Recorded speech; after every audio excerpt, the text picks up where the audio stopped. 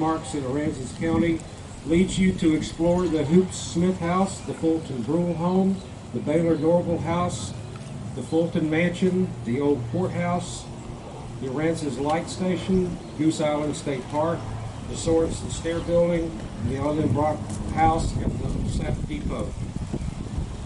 Thanks to the committee contributed to the exhibit: Pam Stranahan, Maureen Winkleman, Becky Story, Dave Krosky, Carol Melvin, Dale Conorak, and Linda Haynes.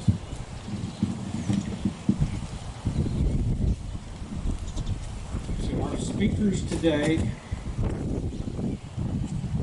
are the Historical Markers programs by the Texas Historical Commission, and I would like to introduce Monica Burdett.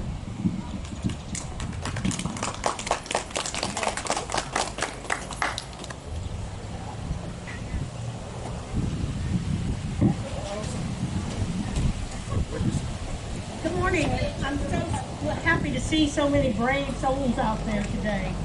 I want to thank the History Center for asking me to talk about the State Historical, Texas Historical Commission marker program. It's probably the most visible program of any of the Texas Historical Commission.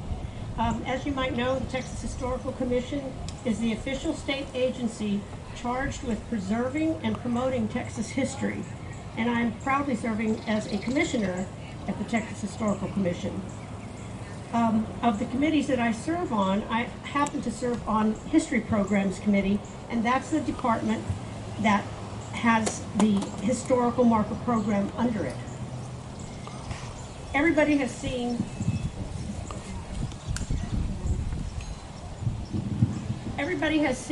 historical markers, and I was just saying a few minutes ago, pretty much most people don't know what the Texas Historical Commission does, and pretty much every person in Texas life is touched almost every day by the Texas Historical Commission, mostly from all those markers that you see out on the roads. Most of them look like this. You see them all over the place. But some of them look like this, more of a monument, and then others look like this.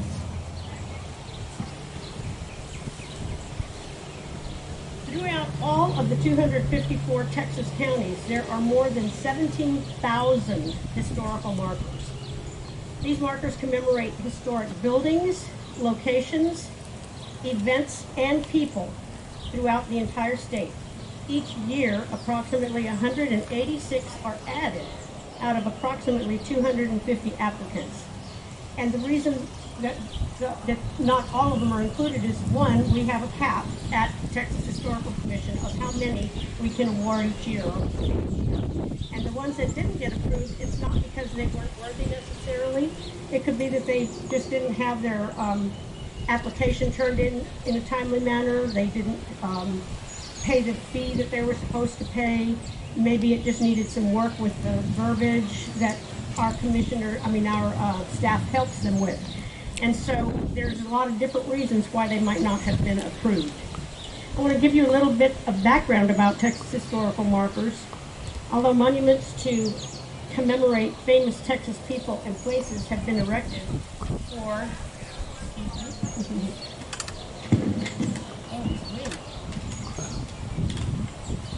almost as long as Texas has been a state, the historic marker program, as we know it, has only existed since 1962 with those cast aluminum markers that I showed a picture of. However, the most ambitious effort to mark historic Texas sites came in 1936 when Texas Centennial Commission placed more than 1,100 markers in 1 year to commemorate the 100th anniversary of the Texas Revolution and the establishment of the Republic of Texas. These markers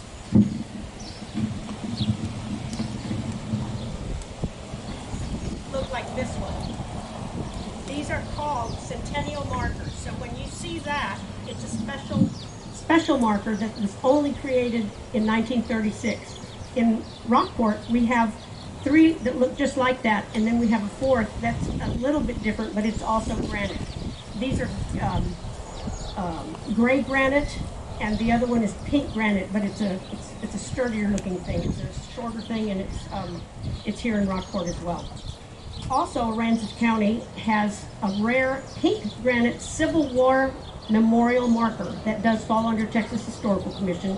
It's in the Lamar Cemetery, and it honors John Fagan, who fought in the Texas Revolution. It looks more like a headstone, but the flat kind that's flat on the ground.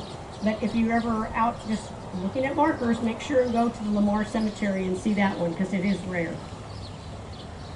The business of applying for and managing historical markers falls on the capable hands of county historical commissions, or CHCs as we call them, which are parts of county government. CHCs are charged with preservation of their county's historical resources consistent with the Texas Historical Commission's statewide preservation plan.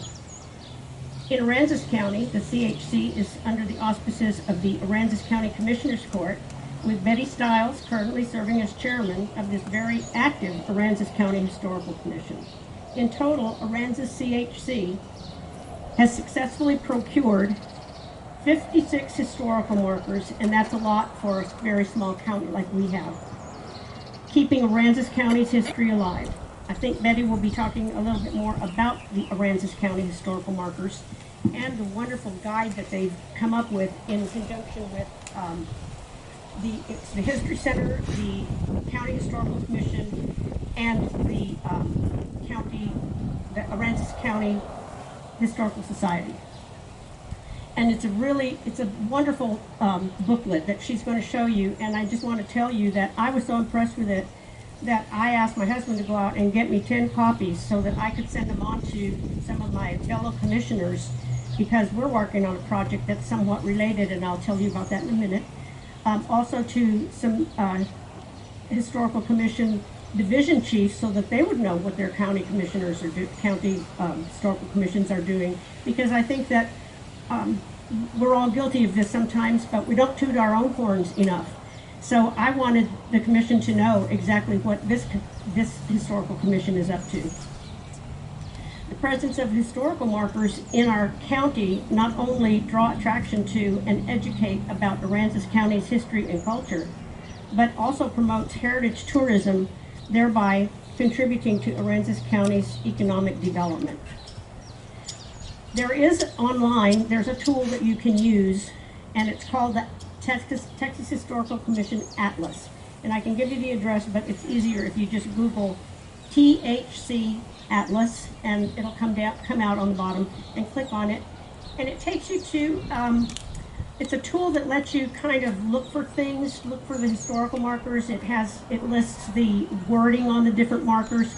You can do it by county, for example. I use it all the time myself because I'm asked to do talks like this. So a lot of times I want to tell a particular county about what they can find about their county on the Atlas.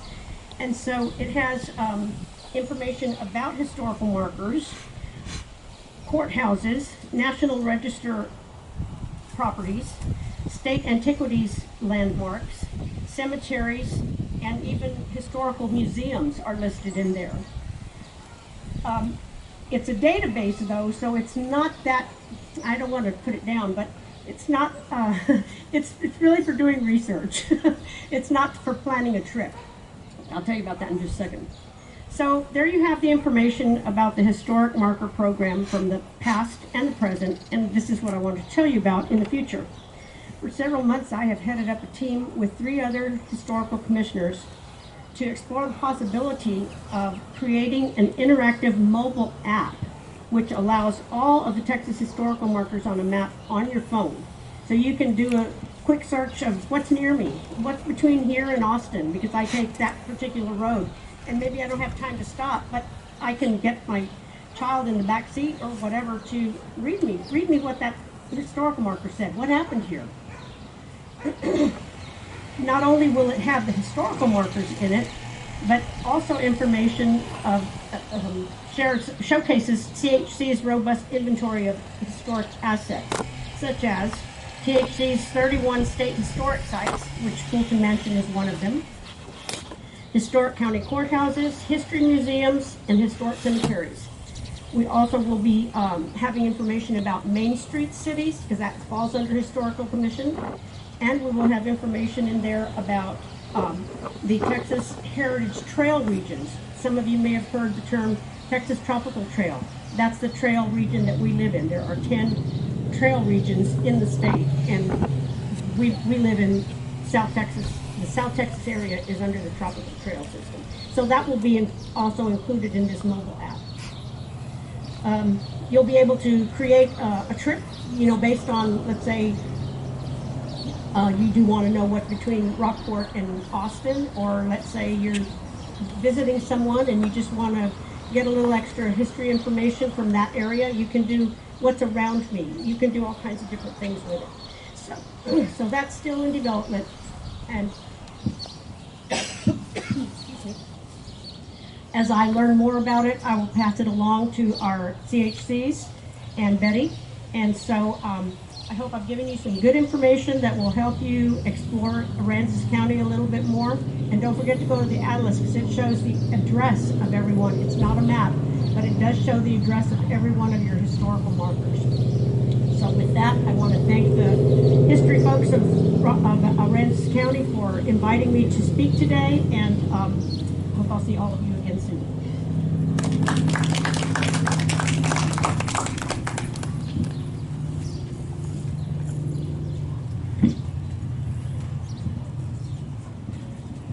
Thank you, Monica.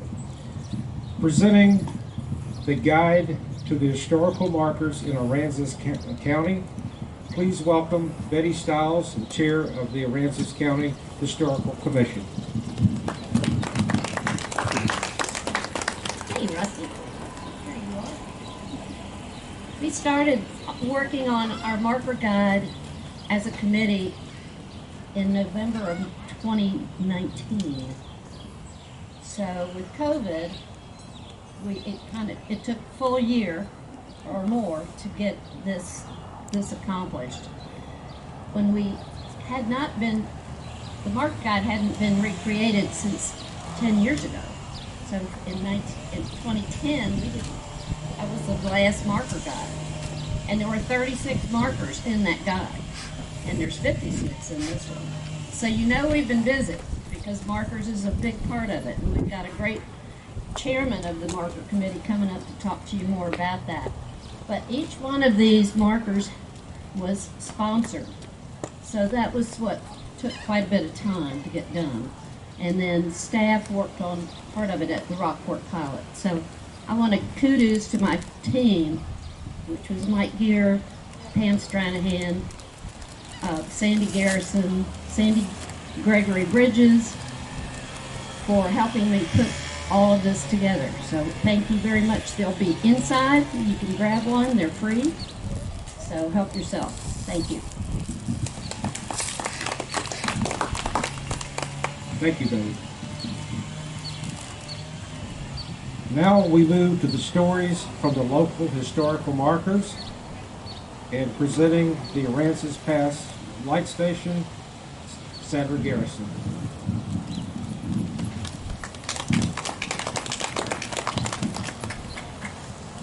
Gotta get used to this. I'm going to concentrate today on the Aransas Pass Light Station, or Lighthouse, we're used to calling it. And it's something that subject is so broad that my biggest problem was getting it down to about a 10-minute talk to give you. So I skipped a lot of the information that I have and that I know about, and I'm trying to just think of you as a general audience that may not know much about the light station, or even about, if you go over that way. Maybe you haven't been to Port Aransas, who knows? Okay, first I'm going to talk to you about the whole subject of names.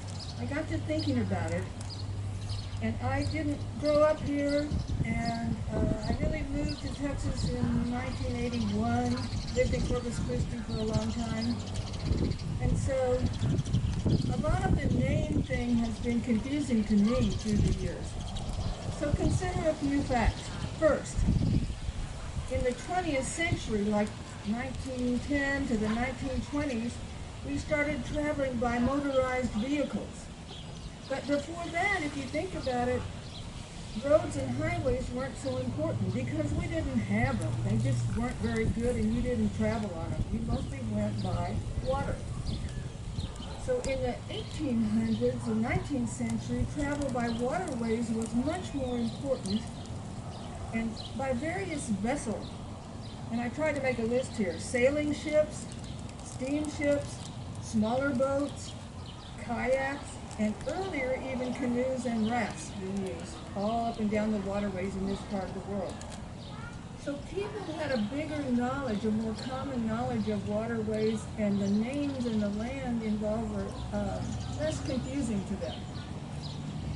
Another thing to remember is, unless you do a long time historical study, you're going to get a little confused because the names of towns in this part of the world have changed quite a bit through the years. For instance, Port Aransas was not always Port Aransas, and that could be another whole talk about those changes. The town name of Aransas Pass down the road here, even briefly, was the name for Rockville. And finally, the words used in some of this discussion are used over and over in different ways, and the word Aransas comes to mind, and port. If you think about the various towns and waterways and so forth in this area. And I'm going to get on to the lighthouse now. Get your mic closer. Aransas Pass Lighthouse sits on Harbor Island on the Lydia Ann Channel, and it faces San Jose or St. Joe Island on the east, and it is near the town of Port Aransas. Aransas Pass, for which the lighthouse is named, is the waterway between San Jose Island on the north and Mustang Island on the south, and it's the access to Corpus Christi some 20 miles west by water. In March of 1851, as the economy grew to start depending more on larger vessels, Congress approved $12,500 to build the lighthouse. That was 1851. In 1855, the federal government bought 25 acres on Harbor Island. The first shipload of bricks was lost when the ship foundered on a sandbar at the entrance to the pass, so all the bricks went down. New bricks came in 1856, along with the lantern room and then a fourth order Fresnel lens. And that really is something you can research if you want to, the whole idea of a Fresnel lens, but again, I won't go into great detail. By 1857, an octagonal brick tower with a coat of brown paint was finished, and later in that year, 1857, the first light was turned on. The Coast Guard has records that show the tower is 65 feet 55 above its base. Their records also show that the lens was removed and secured in 1861 as the Civil War began. Control of the tower went back and forth between the Confederate and Union forces.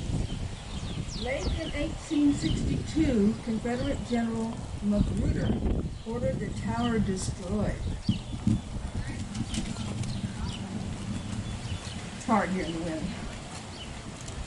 2 kegs of powder exploded inside the tower and damaged the upper 20 feet of the brickwork and destroyed most of the circular staircase. After the war, Texas lighthouses were gradually repaired. Aransas Pass Lighthouse was the last light along the coast to return to service, the spring of 1867.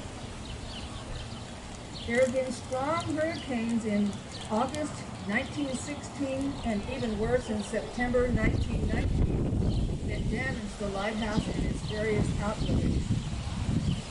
In 1928 and after, a diesel generator powered a radio beacon.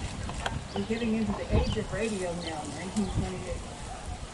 If you used at least 2 beacons, mariners could determine their position along the coast. They're out there in the open water. By 1952, the pass had slowly inched a mile south of the lighthouse. And that's a whole other topic you could get into, is how literally everything is migrating and moving along our coast. But I won't go there either. A new light was placed at the Port A Coast Guard station, and the lighthouse was deactivated after almost a century of service.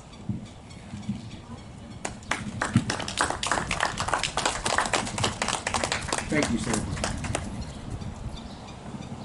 At this time, before we go to our final speaker, I have a few people I'd like to recognize this morning. First, Pat is our county commissioner, and Pat is our docent on duty this morning. So make sure when you go in for your tour, you get your questions, because she has the answers to everything. And make sure you sign in too, please. Yes.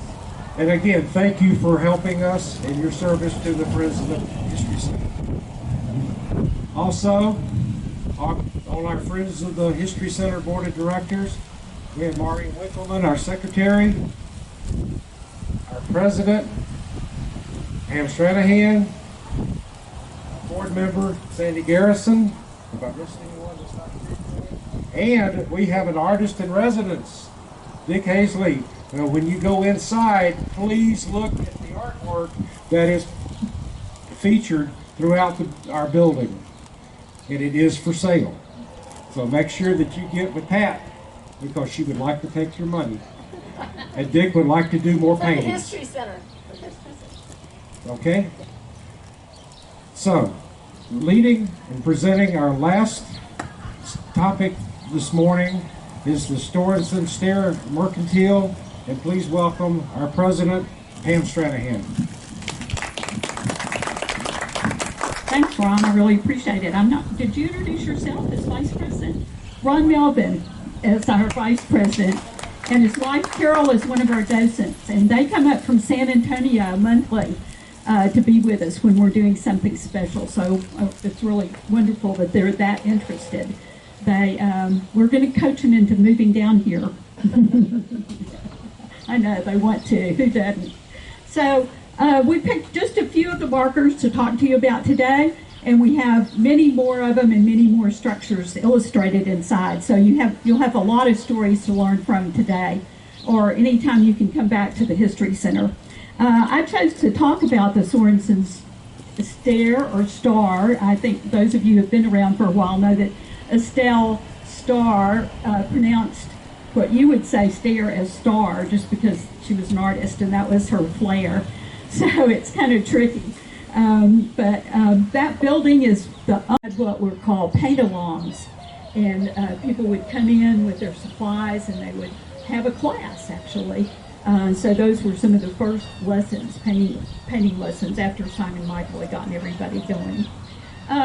The building then passed on to Estelle Starr's niece, Lisa Bear Frederick. I imagine a lot of you know her. And she continued to operate the Estelle Starr Gallery and created an event center there as well. A wonderful, wonderful building. Only recently, in 2021, the building has been purchased by Bonnie Carlisle, and she has brought the Coastal Mercantile in there. So again, this wonderful building from the 1890s is now a mercantile again. I think it's a great story. It's one of those that you see anytime that you're down in the downtown area. So we wanted to just feature that one today. I do invite you in to see the posters, see the different buildings, see some of the characters we have as stand-ups in here, and make yourself at home in our building. Come back if you don't have time to read things. Enjoy a few refreshments that we have out on the table too. Thank you very much for coming.